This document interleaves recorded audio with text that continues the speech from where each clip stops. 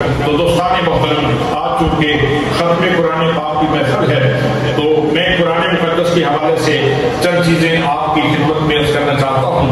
اللہ کریم نے انسانی رشد و ہدایت کے لیے 1,24,000 کے کم و بیش انبیاء کرام مبعوث فرمائے، لوگوں کے سینے پاک کرنے کے لیے، اپنی معرفت عطا فرمانے کے لیے، اپنی عرفان کی سوغات دینے کے لیے، لوگوں کی پیشانیوں کو اپنے سجدوں کے نور سے آباد کرنے کے لیے اللہ نے 1,24,000 کے کم و بیش انبیاء کرام بھیجے۔ اور جتنے انبیاء کرام اللہ نے مبعوث فرمائے ہیں، مرور وقت کے ساتھ ساتھ اس دور میں اس وقت کی مناسبت سے جس چیز کا دور دورہ تھا اور اس دور کے لوگ جس چیز پہ ناز کیا کرتے تھے، اس میں اللہ کریم نے اپنے نبی کو تمام لوگوں کے اوپر تفقد، برتری اور اعجاز عطا فرمایا۔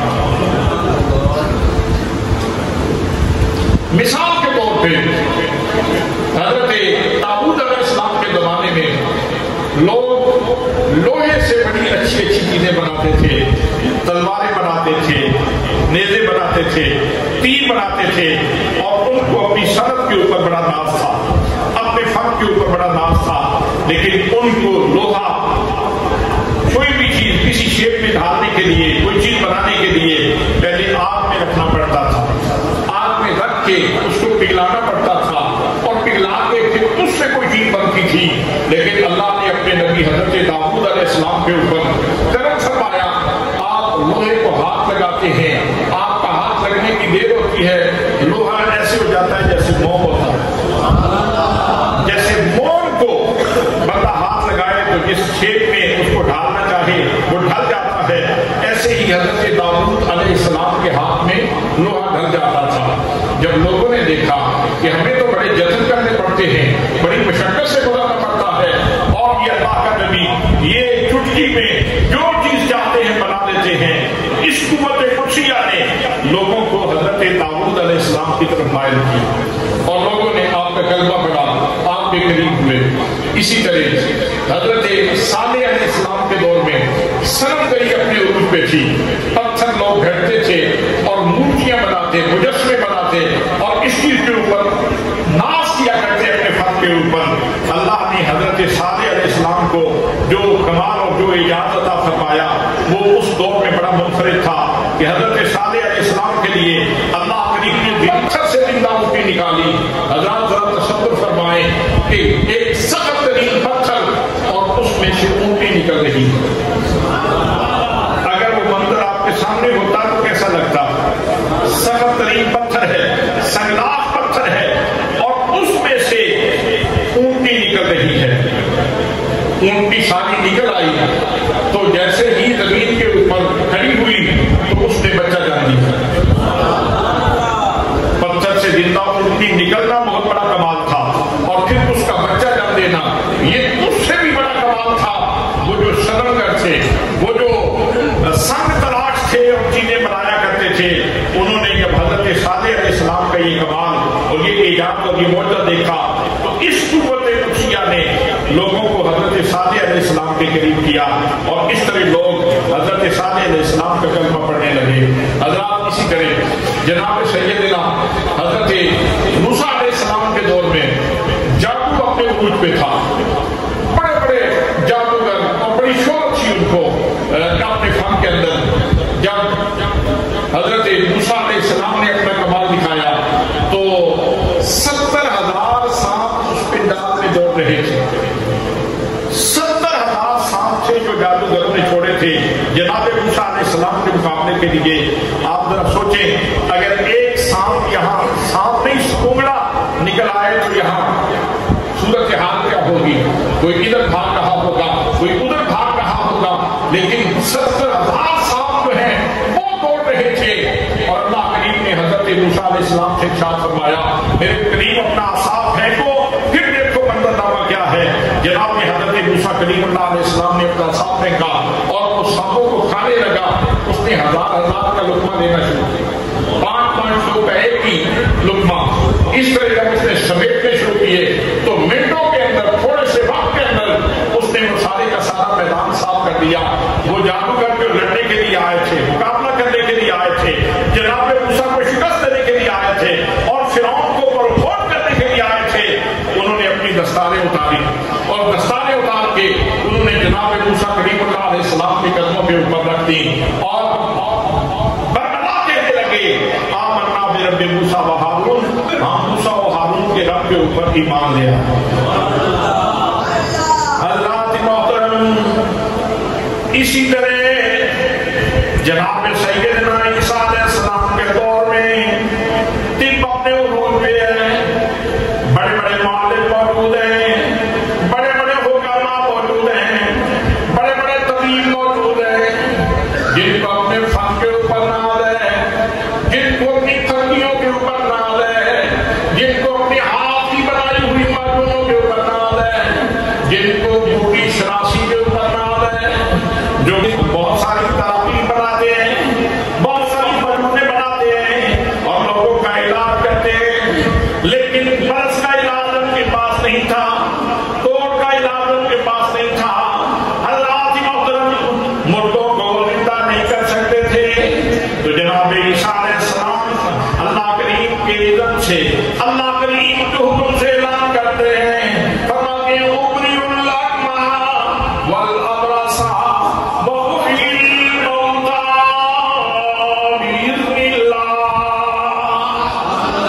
فرمایا او معلومے بنانے والوں, اپنے طب کے اوپر ناز کرنے والوں, اپنی ڈاکٹری کے اوپر فخر کرنے والوں, سنو, تم تو معلومے بناتے ہو, تم تو پھکیاں بنا کے علاج کرتے ہو, لیکن میں عیسیٰ علیہ السلام کا کمال بھی دیکھو. فرمایا ابری الاکمہ, کوئی جس کو شروع سے آنکھیں میسر نہیں آئیں, جس کی آنکھوں کا گوشہ چشم بھی نہ ہو, وہ میری بارگاہ میں لے آؤ.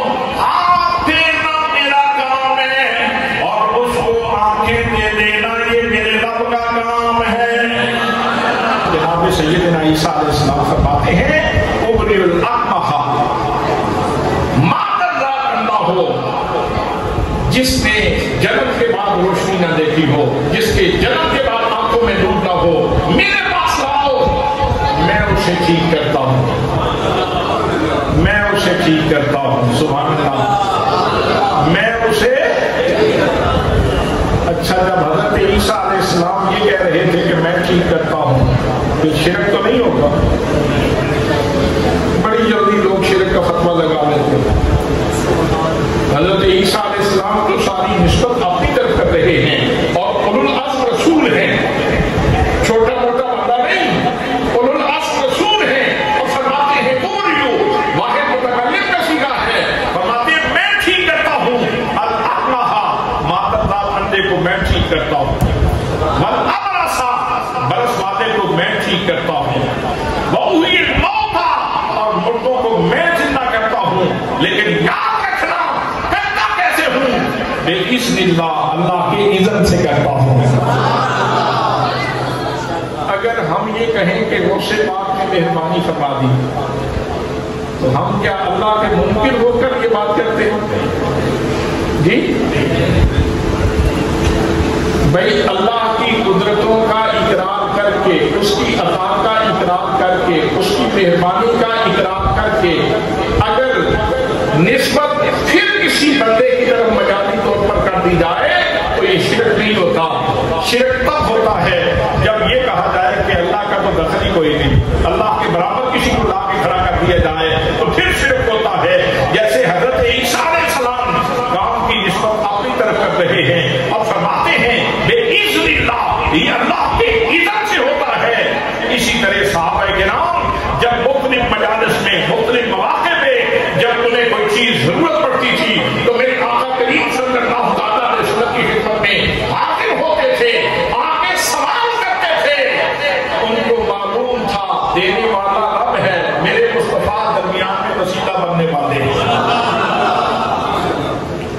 جناب عیسیٰ علیہ السلام کتنے واضح انداز میں اعلان کر رہے ہیں, فرماتے ہیں ابری الاکمہ والابرص وأحيي الموتى بإذن الله. فرمایا او لوگو,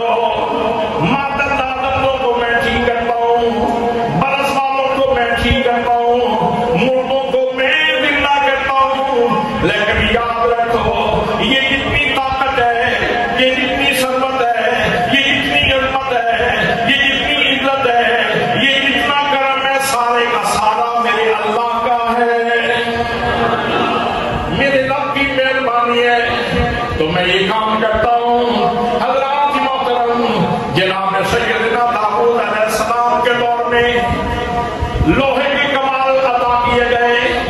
جناب حضرت صالح علیہ السلام کے دور میں آپ کو اٹھنے کا اجازت عطا کیا گیا. جناب حضرت موسیٰ علیہ السلام کے دور میں عصائے بیضا عطا کیا گیا, عصائے کلیمی عطا کیا گیا اور ید بیضا عطا کیا گیا. جناب عیسیٰ علیہ السلام کے دور میں بیماروں کو ٹھیک کرنے والے معجزات عطا کیے گئے.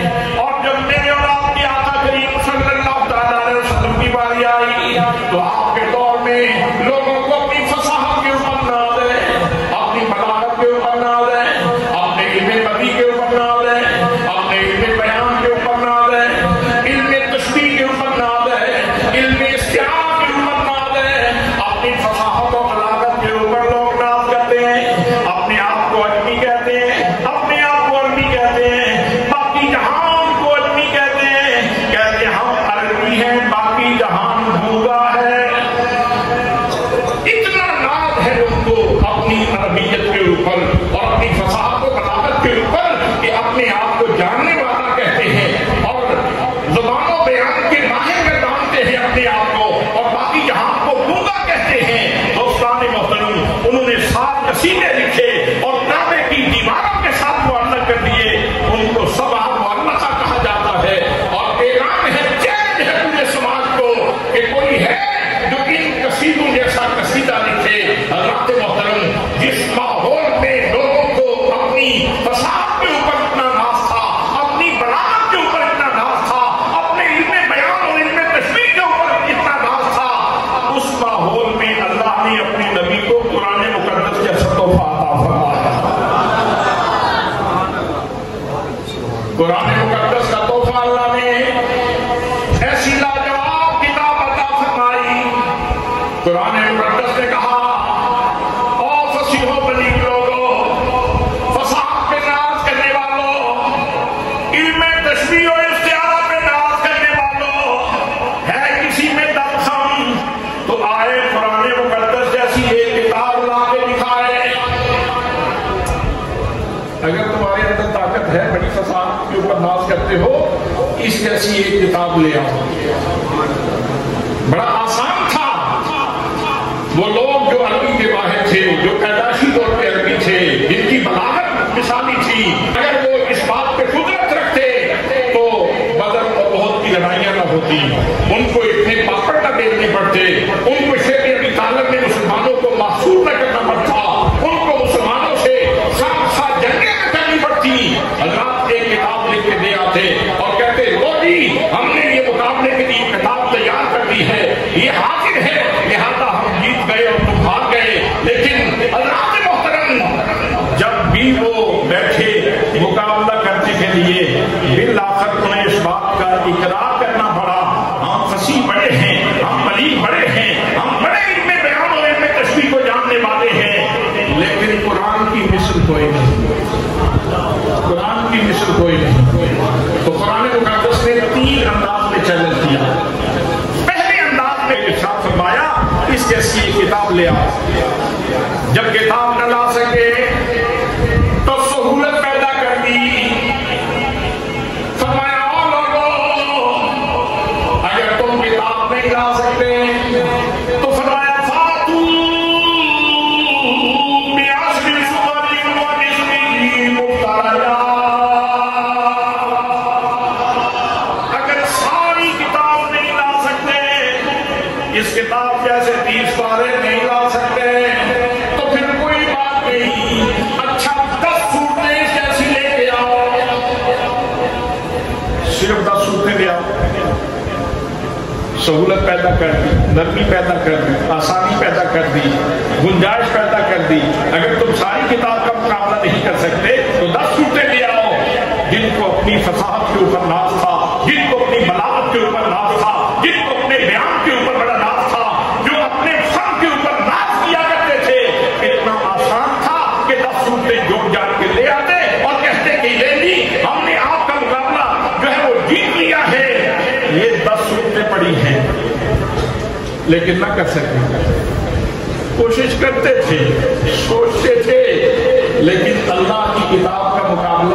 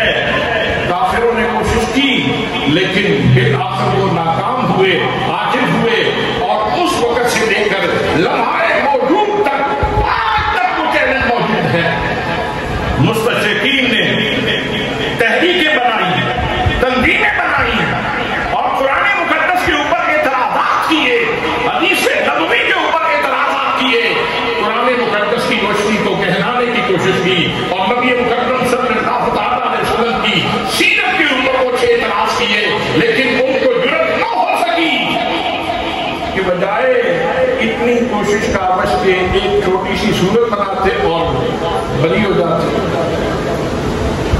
ایک چھوٹی سی صورت بنا لیتے جو انا آتینا کل کوثر کا جواب ہوتا تو کتنا آسان تھا، کتنا آسان تھا۔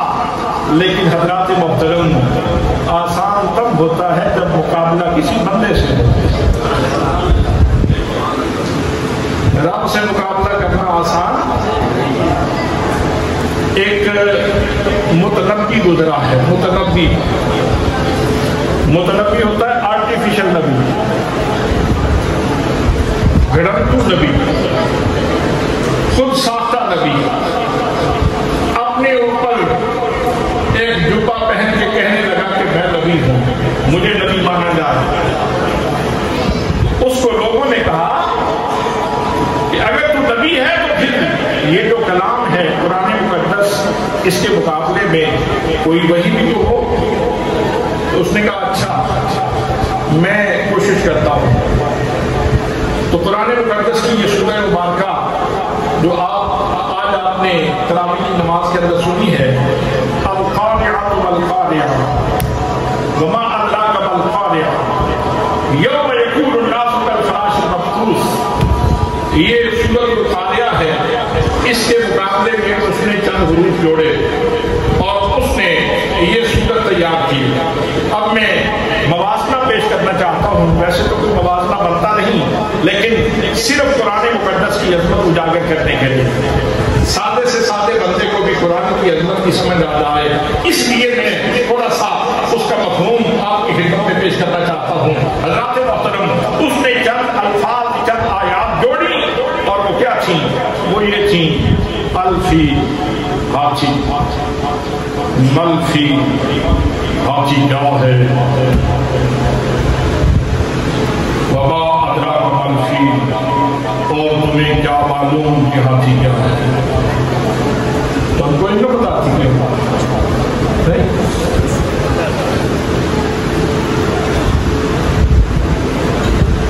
انداز دیکھیں۔ یہ چھوٹا سا بچہ ہمارے سامنے بیٹھا ہے، اس کو بھی ایک دفعہ چڑیا گھر لے جاؤ، پھیرا لگوا کے لے آؤ، پھر اس سے پوچھیے کہ ہاتھی کیا ہوتا ہے، تو وہ ہاتھی کا تعارف کروا دے گا۔ اس کے لیے اتنے سوالات پیدا کرنے کی کیا ضرورت ہے؟ الفیل ہاتھی، والفیل کیا ہاتھی، وما ادراک ما الفیل، اور تمہیں کیا معلوم کہ ہاتھی کیا ہے۔ آگے تعارف بھی سنو۔ 3 سوال کرنے کے بعد ان 3 سوالوں کا جو جواب دیا وہ جواب یہ ہے، ذنبہ کثیر وخرطومہ طویل۔ بڑے دھیان سے سنو، اس کی دم چھوٹی ہوتی ہے، اس کی سونڈ لمبی ہوتی ہے۔ بھئی ایک سوال، الفی ہاتھی، ملفی کیا ہاتھی، وما ادراک ما الفیل، اور تمہیں کیا معلوم کہ ہاتھی کیا ہے۔ اور 3 سوال داغن تو بعد پھر کوئی ایسا کوئی اٹھنا کھول کے لوگوں کو حیران سے کرے، لوگوں کو ششتر تو کرے، لوگوں کو حیرت میں تو ڈالے۔ یہ کوئی بات ہے؟ جب وہ کثیر وخرطومہ طویل، اس کی دم چھوٹی ہوتی ہے، اس کی سونڈ لمبی ہوتی ہے، یہ تو بچے کو پتا ہے۔ اس کے لیے 3 سوال پیدا کرنے کی کیا ضرورت تھی؟ حضرات محترم، اللہ نے یہ جو انداز اپنایا ہے یہ بھی سننے کا ہے، یہ بھی سننے کا ہے لوگوں۔ القاریہ، دل کو دہلا دینے والی، ملقاریہ، کیا ہے دلوں کو دہلا دینے والی، وما ادراک ما القاریہ، اور تمہیں کیا معلوم کہ دلوں کو دہلا دینے والی چیز کیا ہے؟ جواب سنیے، یوم یکون الناس کالفراش المبثوث۔ آج کا تنومند انسان، آج کا پہلوان، آج کا مضبوط آدمی، آج اپنے قوا کے اوپر، مضبوطی کے اوپر فخر کرنے والا، اس دن کیسے ہوگا؟ جیسے یہ چھوٹے چھوٹے کیڑے ہوتے ہیں اور ان کو جیسے مسل دیا جائے، جیسے ان کی پوزیشن ہوتی ہے ایسے انسان کی پوزیشن ہوتی ہے۔ یہ قیامت کا ایک نام ہے القاریہ. آواز آئے گی اتنی دردناک اور اندوناک آواز آئے گی, کانوں میں پڑے گی, چیر کے رکھ دے گی پردوں. جب کانوں میں یہ آواز پڑے گی تو چیر کے رکھ دے گی پردوں. ایسی گونج ہوگی اور لوگوں کے اوپر عجیب و غریب کیفیت تعلق ہوگی. لوگ ٹوٹنا شروع ہو جائیں گے, آزاد ٹوٹنا شروع ہو جائیں گے اس کی شدت سے. ہڈیاں ٹوٹنا شروع ہو جائیں گی, ہڈیاں بکھرنا شروع ہو جائیں گی. حضرات محترم عجیب و غریب کیفیت ہوگی. اللہ نے اس منظر کو بیان فرمایا القاریہ, دل دہلا دینے والا. ملقاریہ, کیا ہے دل کو دہلا دینے والا. وما ادراک ما القاریہ, اور تمہیں کیا معلوم کہ دلوں کو دہلا دینے والی چیز کیا ہے. یوم یکون الناس کالفراش المبثوث وتکون الجبال کالعہن المنفوش. آج کا کیچو, آج کی ماؤنٹ ایورسٹ کی چوٹی, آج کے چولہے کے پہاڑ, یہ سخت ترین چٹانیں اس دن ایسے ہوں گے جس طرح دھنکی ہوئی روئی ہوتی ہے. جیسے دھنکی ہوئی روئی کے گالے اڑ رہے ہوتے ہیں. کبھی مشین کے اوپر جا کے دیکھا ہے جہاں دھنی جاتی ہے روئی تو کیسے چھوٹے چھوٹے ریشے ہوا میں اڑ رہے ہوتے ہیں. اس دن یہ ماؤنٹ ایورسٹ کا قبیلہ اور یہ کیٹو کا قبیلہ اور یہ کوستانے نمک کا قبیلہ اور اس طرح دیگر جو دنیا کے اندر پہاڑ سخت موجود ہیں, یہ سارے کے سارے اس دن ایسے اڑ رہے ہوں گے جیسے دھنکی ہوئی روئی کے گالے اڑ رہے ہوں گے. حضرات محترم, تو عرض یہ کر رہا تھا کہ متنبی نے بھی کوشش تو کی کہ قرآن کا مقابلہ کرے, لیکن صرف لفظوں کا جوڑنا کمال نہیں ہوتا. لفظوں کے اندر, قرآن کے لفظوں کے اندر جو مفاہیم کے سمندر بہتے ہیں وہ اصل میں کمال ہے. وہ بہت بڑا کمال ہے. کلام الہی کا بہت بڑا اعجاز ہے. دوستان محترم, اللہ نے اپنے محبوب کو ایسی قوت قدسی عطا فرمائی اور پھر باقی جتنے بھی انبیاء کرام ہیں ان میں سے کسی کا معجزہ اب تک باقی نہیں, کسی کا معجزہ اب تک باقی نہیں ہے.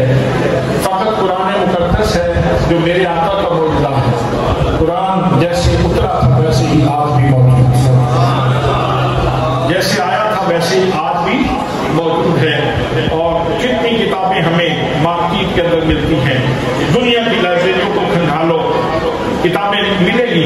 بہت سارے لوگوں کی کاغذیں ہیں, بڑے بڑے اچھے کام لوگوں نے کیے ہیں, لیکن کتاب لکھنے والا کتاب کے دیباچے میں یا کتاب کے تتیمے میں تکملہ میں یہ لکھنے پر مجبور ہوتا ہے کہ میں نے کوشش تو کی ہے کہ اس کو غلطیوں سے مبرہ رکھوں, اس کو غلطیوں سے پاک رکھوں.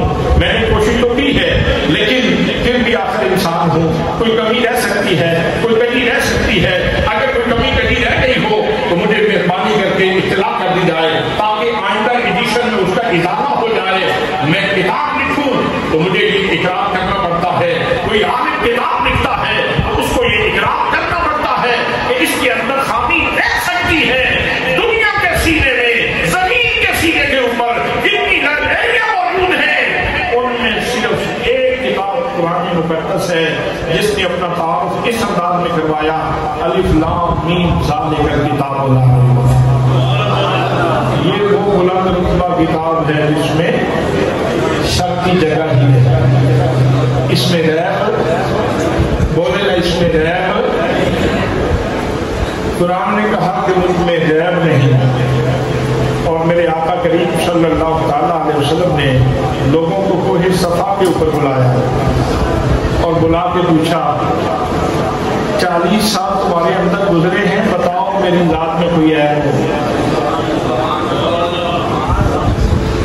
میرے دامن پہ کوئی داغ, میری شخصیت میں کوئی غیر معیاری پانی, میری ذات میں کوئی خامی, میری ذات میں کوئی نقص, میری ذات میں کوئی کمزوری. حضرات قرآن کہتا ہے کہ میں بے عیب ہوں, محمد مصطفیٰ فرماتے ہیں کہ میں بے عیب ہوں. قرآن کی حفاظت کی ذمہ داری بھی اللہ نے دی ہے. فرمایا نحن نزلنا الذکر وإنا لہ لحافظون, ہم نے ہی قرآن پاک کو اتارا حفاظت کرنے والے ہیں. اور نبی کریم صلی اللہ تعالیٰ علیہ وسلم کے بارے میں ارشاد فرمایا واللہ یعصمک من الناس، اے میرے محبوب میں لوگوں سے تمہاری حفاظت کرنے والا ہوں.